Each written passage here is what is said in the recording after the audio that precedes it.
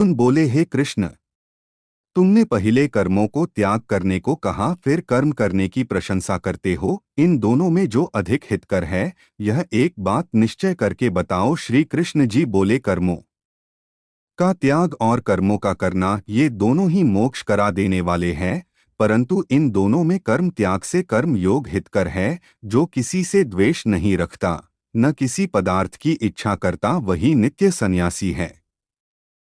ऐसा पुरुष ही आनंद पूर्वक संसार बंधन से छूट जाता है। संख्या और योग को मूर्ख लोग ही जुदा -2 कहते हैं, पंडित नहीं कहते हैं।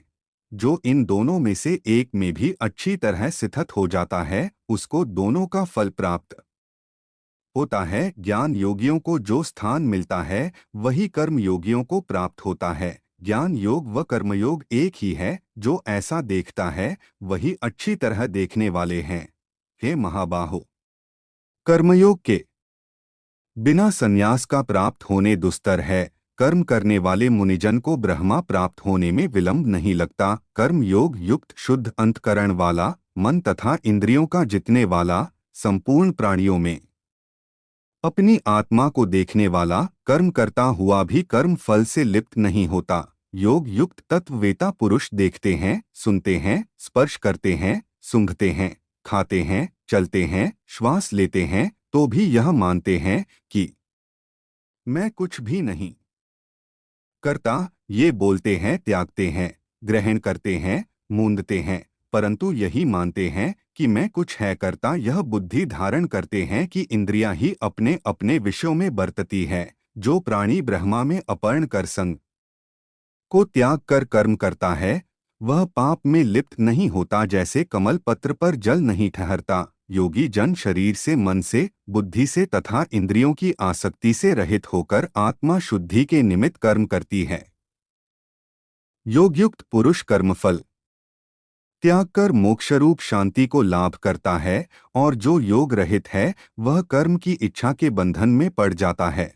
सब कर्मों को मन में त्याग करके प्राणी इस नव द्वार की देह रूपी पूरी में न कुछ करता है, ने कराता हुआ आनंद पूर्वक रहता है। परमेश्वर किसी कर्म में प्रवृत्ति नहीं करता, कर्म और कर्मफल को उत्पन्न नहीं करता। ये सब प्रवृत्ति द्वारा होते रहते हैं।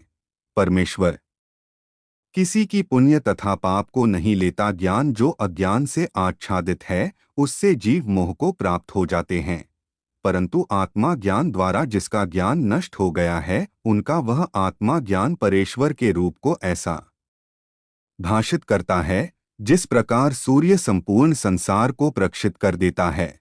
उसी परमात्मा में जिसकी बुद्धि स्थिर है, उसी में मन लगते हैं, उसी में निष्ठा रखते हैं, और जो सदा उसी के ध्यान में लगे हैं, ज्ञान द्वारा जिनके सब पाप नष्ट हो गए हैं, वे इस संसार में जन्मते नहीं। विद्या और विनय से संपन्न ब्राह्मण में गाय, कुत्ता में और चांडाल में पंडित जन की दृष्टि समान रहती है। जिनके मन में इस तरह की ममता उत्पन्न हो गई है, उन्होंने इस लोक में जन्म मरण रूप संसार को जीत लिया है। क्योंकि ब्रह्मा निर्दोष और सवर्त्र समान है, इसलिए वे ब्रह्मा को प्राप्त हो जाते हैं। जो प्रिय पदार्थ को डोट पाकर प्रसन्न और अप्रिय को पाकर खिन्न नहीं होते, ऐसे सिथर बुद्धि वाले मोह से रहित ब्रह्मा वेता को ब्रह्मा सिथर जानो। बाहरी पदार्थों में जो आसक्त नहीं होने देता, वही आत्मा सुख का अनुभव करता है, और ब्रह्मा में अंतकरण का मिलकर अक्षय सुख मोक्ष प्राप्त करता है। इंद्रियों के स्पर्श से जो लोग भोग होते हैं, वे वस्तुतः दुखदायी होते हैं। उनका आदि भी है और अंत भी है।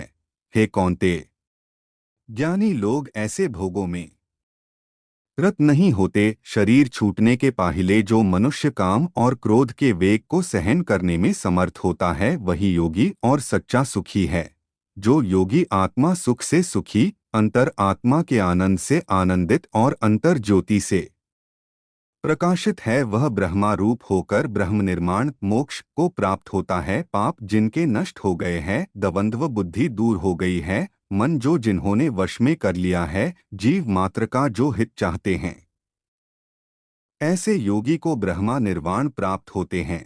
काम और क्रोध जिनमें नहीं है, मन के वेग को जिन्होंने रोक लिया है, ऐसे आत्मा ज्ञानी योगियों को ब्रह्मा निर्माण सहज ही प्राप्त होते हैं, बाहरी पदार्थ के संयोग से। अलग कर दोनों भोहों के बीच में दृष्टि लगाकर नासिका के भीतर चले वाले प्राण तथा अपान वायु को सम करके इंद्रियां, मन और बुद्धि को वश में करके इच्छा, भय, क्रोध को त्याग मोक्ष की इच्छा करने वाले योगी जीवन मुक्त है, जो मुझको सब यज्ञों और तपों का भोक्ता, संपूर्ण लोकों का स्वामी और सब प्राणियों का मित्र जानते हैं, उन्हीं को शांति प्राप्त होती है। अब बाकी 6वां अध्याय में